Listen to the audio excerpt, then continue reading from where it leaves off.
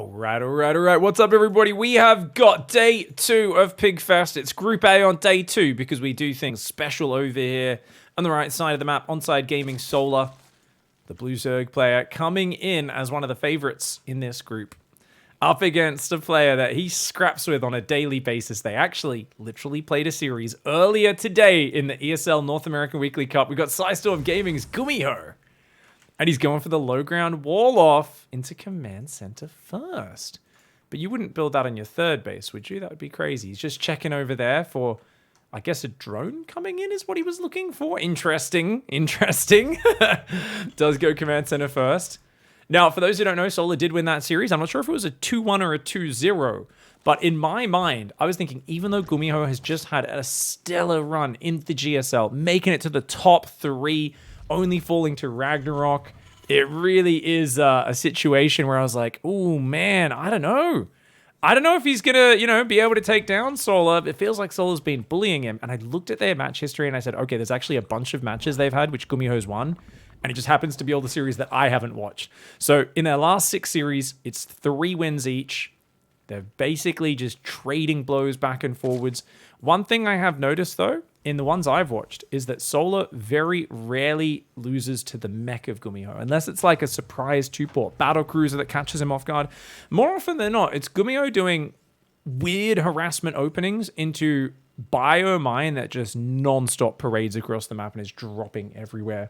Now, both players are looking rather sexy and fantastic there. I like that Gumiho, much like Zaun yesterday, is apparently a creature of the void. I'm still not quite sure if Storm Gaming have bought some sort of, I don't know, one of those, what is it, sensory deprivation tanks or something that the player's playing. They're actually floating in a tank right now with like neurons attached to their bloody skull, and they're just controlling the game through their minds, but I do love it. Solar's looking focused as ever. Now, Solar did end up winning the Weekly Cup earlier today as well. And I was actually asking the players just before the game, I was like, guys, that was pretty early today. I'm kind of tired. This is our evening time now. That's played in the morning Korean time, middle of the day Australian time. I was like, do you guys get up early for that? Because you're often playing tournaments till 3, 4 a.m. Korean Standard Time. And they were like, no, we went to sleep. So Solar said he slept for 4 hours after that. So he wakes up earlier than he normally would, plays a North American Weekly. Oh, no. Okay, there's a Marine there. It's fine. I thought he was going to lift with no Marine there and the Zergling would be able to block the factory. That is basically one of the most terrible things ever. You need the Hellions building. Anyway, back to the point. Gumiho slept for 2 hours after it and then got up. Solar slept for 4. So they've both kind of got their rest in, had some more snacks and prepared for another evening of hard StarCraft grinding. So far, neither side losing any units. Gumiho, of course, did not opt for the Reaper, but his first Hellions are hitting the field very quickly. And notice he's gone 2 gas, and that there is a 3rd gas. That is looking like he's going to be going at least for Banshees, but I don't know, 400 gas in the bank? I'm thinking second starport's going to go down. He goes Fusion Core. Raven into Battlecruiser? Wait. Oh my, this is the problem that happens every single time I cast Gumiho. And it is, what the hell are you doing as a player? How does anyone anticipate this? I don't understand. I mean, it's also, if we think about the mind game, you're never going to expect a battlecruiser after a Raven. Just nobody does it. It's just a weird thing. Solar doesn't really have any scouting either. So if he sees a Raven, does that mean he's... I don't know. If I see a Raven, I tend to go pretty heavy on Queens, if I'm not already. And I often think about going Mutas, even if I wasn't going to do that already. Both of those things are good versus battlecruisers. But apparently, I'm imagining... Oh, you know what? Okay, so this is kind of silly, but also awesome. Often what you can do is you can drop auto turrets on the Queens and try to kill them with Hellion Raven. But what you can also do is drop anti-armor missile, which takes 3 armor off them, even into the negative. Battlecruisers shoot really quickly, so they get a ridiculous damage boost from anti-armor missile, and the Hellions also get a fair bit of a damage boost as well. So if he's looking to anti-armor missile the Queens, and then jump a battlecruiser on top, and also surround them with the Hellions so they can't really micro, this could work really well. I'm very curious to see how it plays out, though. His 3rd command center is quite late. That battlecruiser is going to be hitting this field very early. Behind this, 56 drones. Roachwarren, 2nd and 3rd gas, so he's going to be very solid versus mech. You can tell he's like 8, 9 queens, spores in each base. Roachwarren, Solar's playing very carefully. He's seen the Raven now. And are we just going to see a dive? It's so many Hellions. He's up to 10 Hellions now.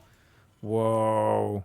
Second and third factory on the way. Gumiho is definitely going to be opening up this series with mech. I feel like Solar is such a king of dealing with it. But just hold your horses. Second BC is on the way. First one. Where is it? Teleports into the main base. Okay, no, he's just using it for harassment. Okay, that's it, man. I always think about things in terms of what sort of frontal impact they could have as a timing attack. But Gumiho is a player who's very willing to just use an odd unit set in a very flexible manner. Unfortunately, not really focus firing the battlecruiser. So he's taken a lot of damage for only 2 drones. The Hellion Raven comes forward, but notice how Solar got a lot of damage on that Raven already. And he's got Roaches and Lings out. Gumiho getting his Hellions surrounded a little bit. Oh, very nice plays for Solar. Solar gets rid of a bunch of the very important Hellions. The BC's wounded, the Raven's wounded, and out of energy. And this feels like a massive advantage for Solar. Because remember, this was not off a fast third command center. It hasn't even landed yet. Hasn't even made it into an orbital. Only 56 SCVs. And I have a feeling Gumiho might even be contemplating making a planetary there. He doesn't have an engineering bay, so probably not. But it's one of those situations where the bust counter potential from Solar is massive. It's staggering. Something he has to prepare for. Engineering bay is on the way. He's going to be going for double upgrades. And I imagine Solar would like to just kill him with Roach Corruptor. Oh, look at this. His creep got denied up here. So he drops creep out of the Overlord and gets a head start on those creep tumors to replenish. Very nicely done. 2 BCs are out and already building a couple of Cyclones as well as Yamato Cannon. No third just yet. By the way, sorry guys, I did forget to put music on today. I'm going to turn that on right after this game. I'm a simpleton. Dot's going to remind me to do that one. BC's still hiding in the back of the base. Spire is there, almost finished on the natural as well. We've got the 4th base with the gases going on very nicely. Hellions doing good as well. Actually, producer Dot can turn that on remotely using my phone. Haha. That would be sick. BC darting in and out. 2 drones there doing what they can. Just going to teleport away. 2 drones, 4 drone kills, 76 workers. 5th base in the top left. Man, I love this style for Gumiho, but I gotta say, guys, I'm too much of a Gumiho fan to watch this game impartially. Right now, I'm thinking about the fact that I learnt one of the best mech builds I've ever learnt from Gumiho, fresh after he came back from the military. I was slaying people on the ladder, and then he played Solar, and Solar 3-0'd him with Roach attacks, and Queen Roach attacks, and Nidus attacks, and Roach Corruptor attacks, and he made it look really unfair and one-sided. And then everybody copied that, and my mech build didn't work anymore, and I was sad for a few weeks, okay? Right now, I'm very worried about the units cascading out on this map, because Gumiho, he's getting close to a really awesome setup, but he's not there just yet. He does have 3 battlecruisers. They're all healed up at max life. We've got Corruptors on the way, Roaches as well. You know, mass Roach Corruptor push. I told you guys you'd want to do that. 12 Corruptors? There's a good number of turrets. I don't know if 12 Corruptors will be able to kill the BCs quick enough, but it's all about the tanks, really. There's only 3 tanks. Dude, where's the 4th and 5th factory? They just came up. The tank count's not that high. It's all about protecting the tanks. The Hellbats, the Cyclones, the BCs need to protect the tanks so they can get a lot of shots off. He sees the push coming. Gumiho knows about this. He's reasonably well prepared, but he's just not got a lot of tech labs. He's making things like Blue Flame, which are not high priority for right now. But dude, the building's making it really hard to advance. Solar's taking his time. He's maxed out right now. Every second that goes by, Gumiho, look at that. Even just Yamatoing Ravages, I think that's worth it. Normally you want to go for Corruptors, but that's all right. Planetary's trying to erect itself. The Roach Ravager coming on in. You do not want to unsiege your tanks here, even to shuffle them forward. If you have to lift the command center, you lift the command center. Gumiho pulling a few SCVs to repair. One of those tanks is going to be going. No, he's biling the command center.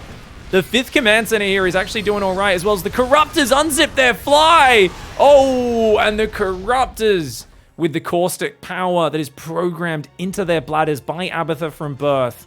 They do take down that command center, but you know what?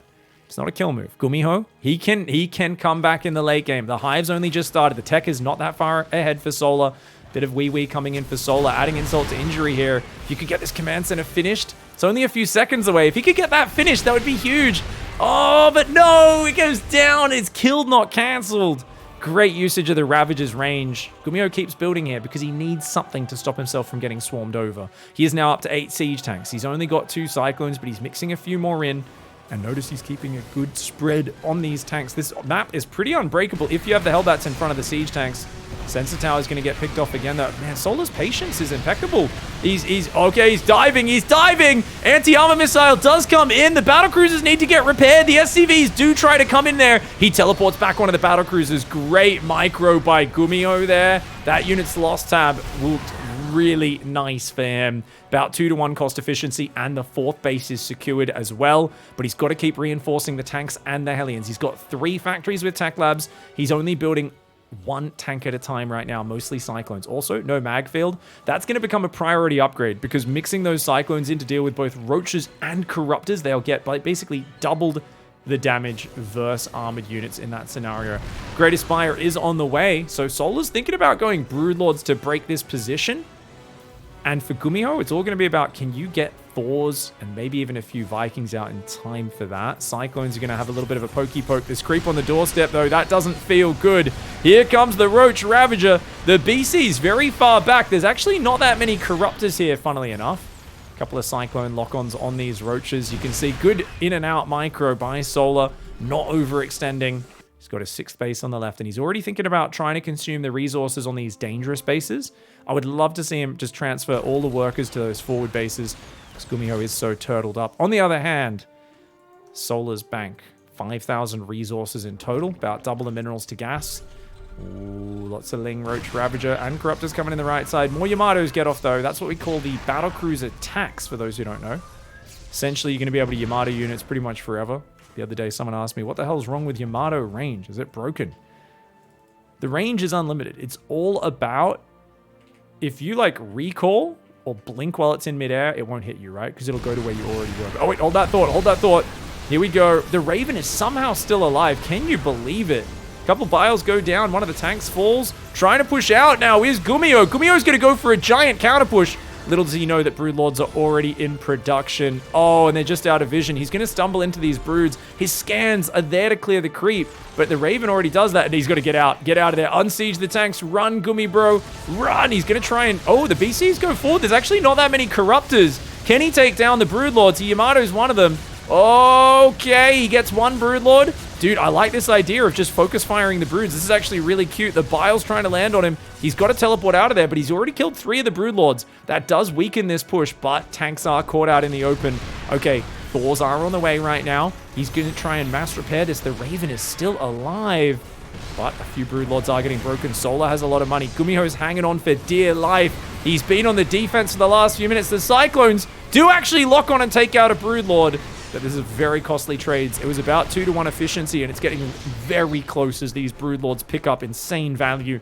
4 battlecruisers coming forward against 11 Corruptors. That's more than enough there for Solar. The Thors just aren't here in time. As I told you guys, you need the Thors. Even just 3 Thors would have allowed him to fight this army, but they come in way too late to the party. The Corruptors diving on the BCs. 2 of them have already gone down. And that was a spectacular trade for Solar. Solar now pulling on back and remaxing on Roaches. He's looking for a big old Roach shove. And if Gumiho had a 5th fully established, I'd feel okay. But on this map, that 5th sticks out like a sore thumb. It is not going to be easy to defend that. We've even got melee finished, Carapace on the way. Still got 9 Corruptors up, and having killed 2 of the battlecruisers, the most efficient units of Gumiho. Gumiho is in trouble. He's almost maxed, so he's still got a pretty cool army here. The BCs just teleport away to safety, but he just doesn't quite have enough Thor tank. I think he was not expecting a remax of Roaches. And Solar with killer instincts, he's once again going to use the power of the PP. And that is one of the most powerful things you can do. Not only does this do massive damage to the building, but it also, of course, erodes your opponent's morale. Nobody likes getting peed on to lose the game. Corruptors are getting shot down by the Thors as well. The command center does survive because he did break that stream. What do we got now? 7 Corruptors, a ton of Roach Ravager coming on in. Biles landing on the Medivacs. Ooh, okay, he tries to pick up and save some of these Thors. I love the idea of Medivacs to help micro the Thors, but with the Corruptors still overhead, it feels like Gumiho was just slightly shy of what he needed in all of those fights. He was maybe 20 seconds behind on the Thors. If he got those Thors earlier, he could have done it. Gumiho showing a really, really good, solid macro mech play, but it started off terribly for him. Solar was ahead game, start to finish, and he showed how to pull it apart. All right, pretty valiant defense. I think defended some of those waves and survived in a lot of situations where many players would have just crumbled, but being on the back foot for that long, you have no vision, no real game sense. Your base is surrounded by creep. It was a pretty impossible scenario and just a little slow on those Thors. Psystorm Gaming's Gumiho, I count that as a moral victory. Simply surviving as many waves as he did, as well as he did, and, you know, being able to realize that that is the case as my phone flies out of my pocket, which is why I just paused there. Sorry about that. Solar in the top right side of the map. Going to be going for a hatchery first. Now, Gumiho does proxy barrack sometimes. I think he's a bit more prone to the 3 racks than the 2 racks, because Gumiho is a bit more of a, I'm going to surprise you with my sneaky big brain tactics, rather than anything else. And he's doing a double gas build in TVZ. Oh me, oh my. What is he gonna... Okay, so the builds that are running through my head is like 4 GGs, 1 base Hellbat all in. Really quick 1 base Battlecruiser, not a good build at all. Really bad build. Yes, I did a video making it work occasionally on the ladder. I had to lose a lot of games to get wins with that. It is not good. He could just rush Hellions. What else could this be? I mean, Armory Widowmine drops is terrible versus Zerg because they can build Spore Crawlers automatically. Factory goes down pretty quick in a minute 40. He has pulled 1 worker off each gas, so I guess it's just going to be a very quick 2 Hellion Reaper dive. Oh, he might actually build 2 Reapers, right? Oh, okay. Oh, he might even go 3 Reapers and 2 Hellions. Oh, okay. That actually can work. So he's just going to do a TVT opening. Expect him to spend an SCV down to the natural any moment now. And he's going to start his command center, and he's just going to go and pressure with Reapers, and he's going to have 1 Reaper, then 2, then a Hellion, then 3 Reapers, 2 Hellions. He might even go crazy and go 4 Reapers, 3 Hellions, so he's going to try and bounce the Queens off creep, get damage on them, and see how he can stack that up. Now, it's a TVT opening, so the economy is a lot slower than what you expect for this matchup, and therefore he needs a lot more damage, or at least to force a large number of non-drone units out. Make your opponent build Zerglings. Tried to block the Spore Crawler trick there, wasn't able to get it. He's going to go back down to the natural. He's got to be careful. If he tries to escape through the mineral line, he could get blocked. He's cornered. He's cornered. Oh, Gumiho goes too deep, but no. Oh my God, with the usage of a Reaper reminiscent of a North American Grandmaster player who's try-hard microing like his life depends on it. That was beautiful. Yes, he didn't kill anything directly, but he's still got a few Spore Crawler tricks. He definitely distracted his opponent. He's got to be real careful with that low hit point Reaper, though. Bounces that Queen. He's trying to keep her away from the Reapers so they can keep regenerating. A Hellion drives in the natural. He's trying to pair this pressure up. It's 2 Reapers in the main, 1 Hellion in the natural. The Hellion gets very little damage because Solar's reactions are so good. He's only lost 1 drone. Okay, that's not fair. Solar, I'm giving Solar a yellow card. For those who don't know, this is an official rule. It's absolutely serious in this tournament. If a player plays too good in an unfamiliar, weird spot where they should have no experience, we give them a yellow card, and they have to answer a private question to Twitch chat later on if they do in their interview, okay? So if we get an interview with Solar, we're going to have to ask him a personal question. That was ridiculous. You're not meant to lose 1 drone to that. That's a really good start. Now we've got a Cyclone Marine drop. I love this. Beyond's been using this a lot. I feel like Beyond and Gumiho they must be best friends or something, because I see them using a lot of the same builds in TVT and TVZ. This is a really good build for pushing the Zerg's vision back. Notice how Solar has to pull all of his Overlords back into a much tighter ring around his base. So even though you don't get many kills usually it's just 1 or 2 Overlords, it really tightens up what the Zerg can see. And then bam, you've got Hellion Raven to follow it up. The layers of aggression are so beautiful with the way Gumiho opens in this matchup, because it's putting the Zerg out of their comfort zone time and again, over and over again. Hellion Reaper moving down that left side. Zergling's going to spot it coming. 3rd command center starts on the high ground. That's actually a very well-timed 3rd command center. It's a good macro setup, man. And remember, the Cyclones can clean up those Queens pretty well. Once they tag a Queen, she's going to be taking a lot of damage from long distance. And Reaper's regen. So you can actually, if you can get in a skirmish with the Queens on the edge of creep, you can bounce them away from the creep, get a Cyclone lock on, do some very real damage. First Raven's on the way, and of course it's Gumiho, so he's building a 2nd Raven. Chad Gamer Gumiho. Now, of course, there's a lot of people out there in the YouTube comments already who are going, is this a... Wow, he's copying Euthermal. I love Euthermal as much as the next man, But to say that the first pro player to play at the top level is random, one of the most creative Terrans of all time, learned this from his YouTube series. Show some respect for the Gumi God, please, casual players, please. Stop with this. Watching Hero win a GSL, like he's using Hearthstone's build. No, no, we learn from them. Well, the Overlord does almost go down there, but barely saves it on 12 life. The Hellion Reaper covered it. We got 2 Reapers, a lot of Hellions. Now, the problem Gumiho has is he wants to dive on the Queens, but it doesn't work versus Solar. I've seen him try this a few times on Solar, and every time he does it, Solar kills the Ravens and then gets away from the auto turrets. Because what you want to do is you want to catch the Zerg not looking, drop the auto turrets, and basically gun them down. But because Solar looks, what he does is he stutter steps backwards with his Queens while targeting the Ravens, and the Ravens end up just having to throw their auto turrets a bit too short. Otherwise, they're going to go down without dropping anything, and it doesn't really work out. So I want to see a bit more of a harassment and a non-direct focused usage of the Ravens. And hey, already gets a kill on the 4th base, or at least a cancel, they should say. Going into Bio behind this is Gumiho. It's Bio tank this game. Okay, interesting to see. Look at Solar's map vision. We're going to go to his camera. He does not see a lot of this map. He's got 1 Zergling there. Other than that, he's just got this tight little bit. It's a much more claustrophobic setup when your opponent opens up with this Cyclone medevac. It's a very high-level maneuver. A lower-level player like me would have lost this by now, but he's just using this to keep the vision, the creep back, and he's doing it very, very well. Now, on the other hand, there's a Spire up, and Double Raven prompts this. So this should not completely surprise Gumiho. I mean, people don't play Spire very much, but if your opponent plays multiple Ravens, they're just going to keep dropping auto turrets on your mineral lines. So you need to get up Mutas or Corruptors to hunt them down. So it makes perfect sense that Solar's going to Mutiling Bane. It's a classic style. It's not as popular these days because it's harder to get going. You got to keep in mind that Gumiho slowed down his own build so much in this scenario. That Raven will go down. Only gets 2 drones there. This is what I'm talking about. Anytime you commit to the attack, Solar is so ready for it. Solar actually almost lost to Epic earlier today. Some of you might not even know who Epic is. Epic's a fantastic North American pro. But Solar did what Solar always does. He got into a position where he looks like he's 95% dead, and then he fought back. That was in the ESL Weekly Cup earlier today. He fought back and just survived and refused to go down no matter how bad it got. And he's done that against players like Gumiho before, where Gumiho has him pinned back in a corner like this. Solar looks like he's taken tons of damage, but in this game especially, you got to be wary as a Gumiho fan because those mutas are going to explode out and they could be a massive surprise, especially if they can snipe this tank. Ooh, that tank position is so good. Armories are coming out. He's swapping it to mech behind it. Oh, wait, actually, I think he's forgotten. No, I think he forgot that he built his armory, so he accidentally built a second one. Gumiho, maybe a little bit distracted here.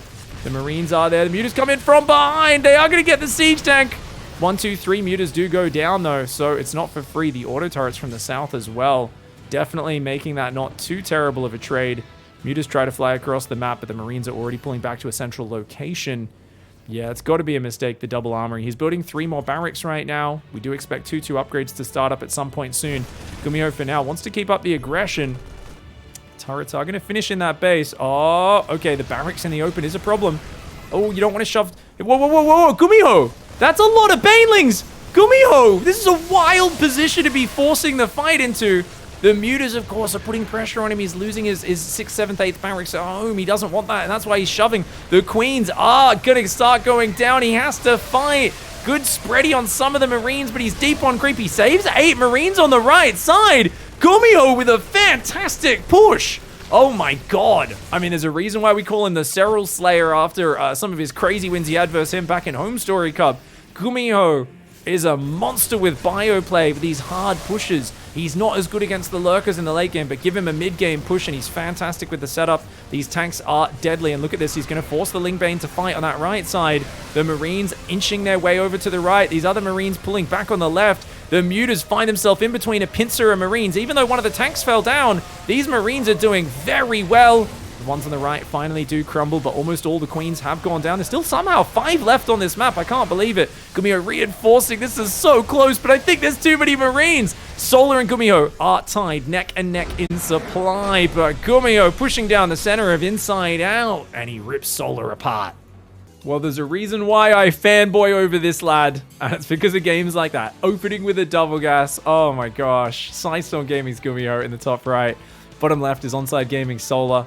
who I still think is a big favorite to win the whole series, but I am cheering for Gumiho just because personally, I feel like Solar, has been getting the better of him more often than not. Solar does hold an all-time 58% win record in series versus him. But remember, that was 2 gas. It was 2 Reapers in the main, a Hellion in the natural. It was also followed up by a Cyclone and 2 Marines in a medevac, poking around, picking off Overlords. That was then followed up by Hellions and a Raven, and then another Raven, which even split off to harass. Like, man, just the layers of constant pressure. Gumiho is the master of that. He's the master of stitching together unconventional pressures in these new configurations. And it feels like, Terran really feels like Lego. It's this like, it's these little chunks that can be rearranged in pretty much unlimited ways, but we just get used to doing it in a certain way, and we all just do it that way and think that's the way you do it. And I feel like Gumiho is always looking for a new configuration, right? He's always looking for a new way to take the modular nature of Terran with their add-ons and their buildings and just create... He's like, you know what? Against Zerg, it really sucks when there's a big gap in your pressure. When you're attacking, you're harassing, but then you dive your Hellions, you lose them all, and then by the time you get out there with Stim Marines, the Zerg has 3/4 of the map covered in creep. So I feel like a lot of Gumiho's openings are designed around not giving the Zerg any room to breathe. He's just always out there on the edges of the creep, nipping away at them. And hell, paid off really well in that last game. He's not going to SCV scout, but he is going for a standard Reaper expand opening this time around. Solar, let's check where he scouted. So he didn't scout here. Technically, barracks could have been built right outside his natural or there, and he wouldn't have seen them. But he was checking the right side in the more common spots, and all the way down the left as well for both Proxy Reaper and Proxy Marine. 4 Zerglings are on the way for Solar right now, and expect him to go for that 3rd base on the horizontal rather than going for the triangle base.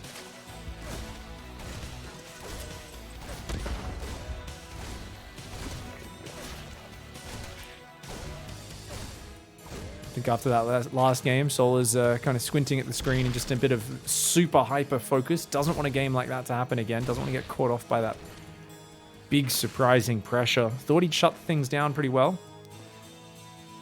Now he does build 6 Slings. This is something me and Solar have been having an ongoing argument about. I've told him he doesn't need 6 Zerglings, that he can get away with 4 and still not lose drones. He disagrees. He says, no, then you'll just lose 2 Zerglings trying to keep your drones alive. I don't mind it. It's not the end of the world. I've given up the argument at this point because no matter how many times I talk to him about it, he's like, no, you're wrong, pig.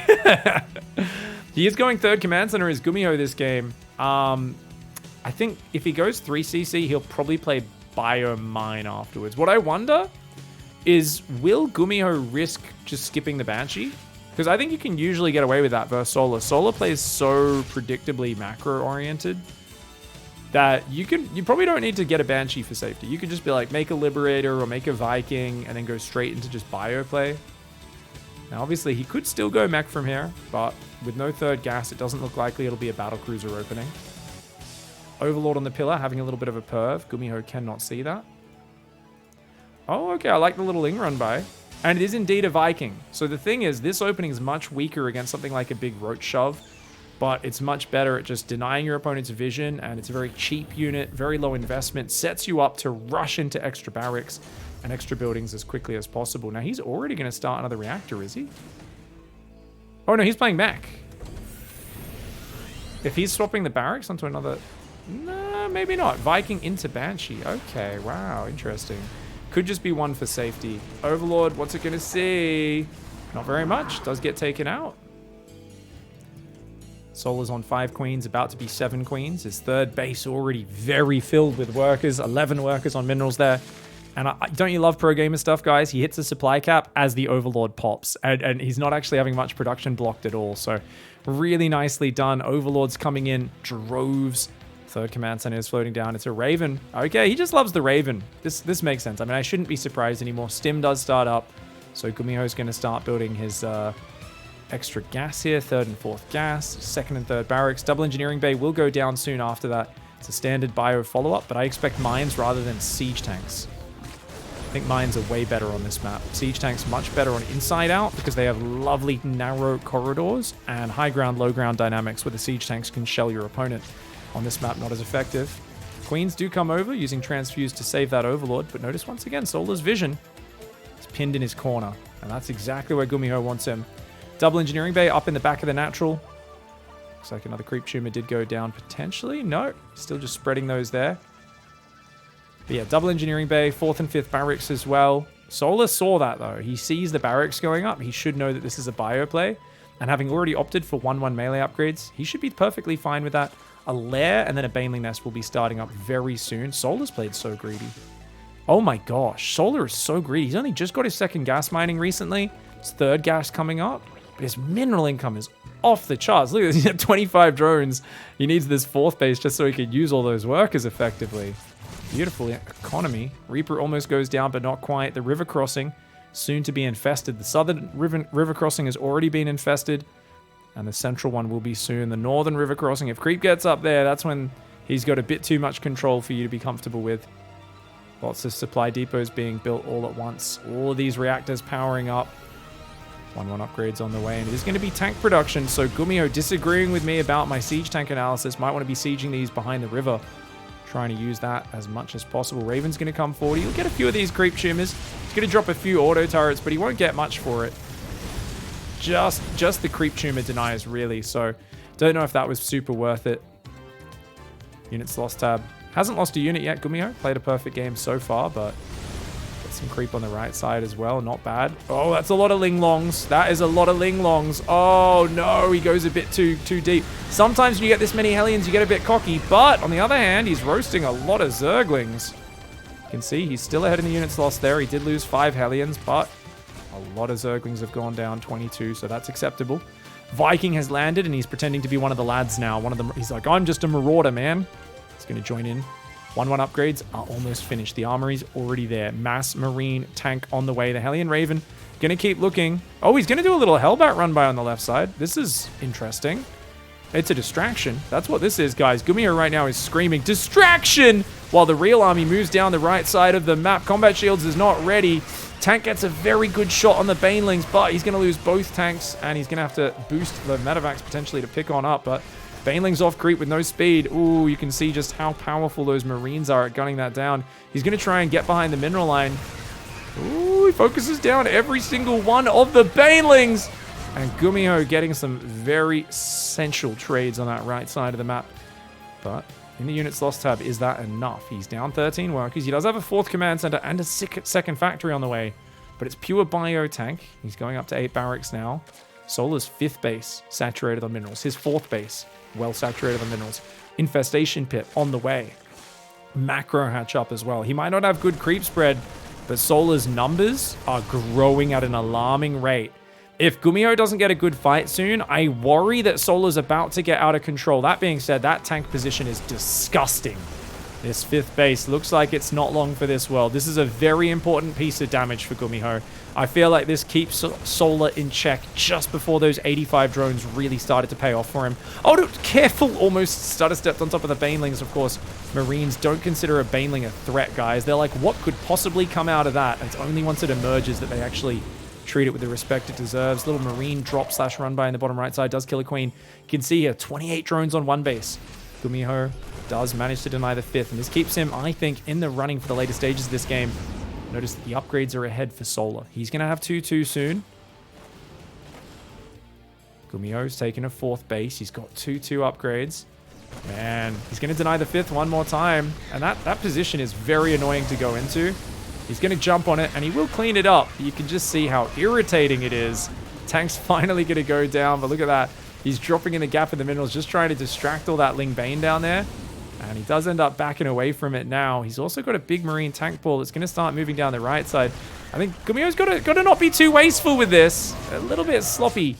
I feel like the more he keeps the threat here, the better, because it allows his other armies to move forwards and get set up. But he's not actually ready to push in the other areas just yet. So at the moment, he's basically playing, hey, I'm being really annoying. Solar, he's not a player who's going to get phased by that. His Hive is almost up. Does he have a Hydra Den? No Hydra Den, which means is he just going to play Ultras? He might play Ultras. Little does he know that we've already got 4 Tech Labs pumping Marauders. Concussive Shells has been forgotten this game, though, which is huge. As the Marauder count grows, he really needs to remember Concussive Shells. Gumiho, he's going to get a nice tank set up. Mass Ling flank coming in. Gumiho doesn't know about it. There we go. Mass Ling in the rear with the gear. A couple Banelings coming forward as well. A beautiful flank and engage there. Gumiho only able to save one of the tanks. Most of the Marines may still be alive. He's still cascading forwards here. He's trying to just do the drippy, droppy, high ground, low ground trades. But Banelings are out. Vipers are on the way. 3-3 and Adrenal Glands as well. Solar continuing the upgrade lead. Finally, 2-2 is finished for Gumiho, and he's tying up those upgrades. Tank Siege is up there, but feels like Gumiho's getting a little bit scrappy. This can pay off huge sometimes, but it feels like the last few fights way better for Solar than him. And look at this gigantic Ling Bane army. Ultra Cavern goes down behind this. With the Vipers coming in, they're going to be able to start dealing with it. There's still only one Spore in that main, so we can still work this drop angle a lot. Solar running back and forwards. Gumiho playing very unpredictably with this mass Marine drop. Going to try and, yeah, he's got to pick up from the high ground for sure. Does lose a medevac there, but then he's just going to drop on top of the Queens on the low ground. The tanks are in position. Oh my god, what a crazy position this is, but so deep on creep. So deep on creep is Gumiho. The tanks are in a very deadly position, but the Lings break through. And that there is going to be a big win for Solar. He does lose 8 drones, though. The supply is still pretty close. Remember, there's a lot of units that are surviving in this scenario. Good spready there. Just instantly splits that one off. And another parasitic bomb does go out as well. Just splits those guys off. High ground, low ground. Dude, this feels like Wings of Liberty. Just the way Gumiho just is abusing the high ground, low ground mechanic. And Solar has not been able to get on top of it. Gumiho is getting ahead in supply. He's floating a 5th command center out. But the problem is on the production tab, and that's a problem we see. Gumiho has no idea. He needs to force more of these fights in the next minute, because in a minute, 3-3 is going to finish. Ultras will be on the field. At that point, Gumiho's army is just way worse. Big Ling Bane flank is ready. Gumiho, he sees this army coming. Oh man, his sensor tower could see the flank getting set up, but the Blinding Cloud, another Blinding Cloud derping his army out. Oh, even though he baits Gumiho, Solar, off creep a little bit.